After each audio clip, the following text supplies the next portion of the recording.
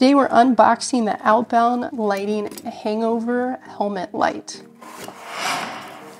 Outbound Lighting is based in Chicago, and they actually build their lights right there in Chicago. And this is your light, 1000 lumens.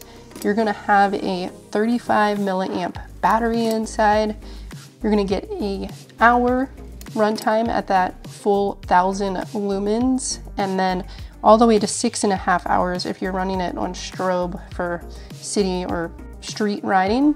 There's just one button on the top, USB charger on the bottom, and then a GoPro style mount right here. In the box, super minimal packaging. We have 2 different GoPro style mounts. Just really depends on your helmet, what you're gonna need. And then this moves between bolts, USB-C to USB-A, and instructions. So this is gonna give you, when you turn it on, something called adaptive lighting, which means it starts out full brightness and it gets a little bit dimmer with time. As your eyes get used to the darkness, it's gonna be dimming. Right here is my battery level. As I scroll through, it's showing me what mode I'm in. And if I just let it sit for a second, it will then show me how charged my battery is. Nope. I was hoping for an audible beep when I turn it on, but I do not get that.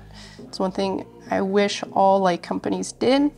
The light without a mount is 135 grams. It is crazy lightweight in my hand. So I'm gonna mount it to my laser jackal helmet. I'm gonna use the laser mount because I love how it pops into the helmet.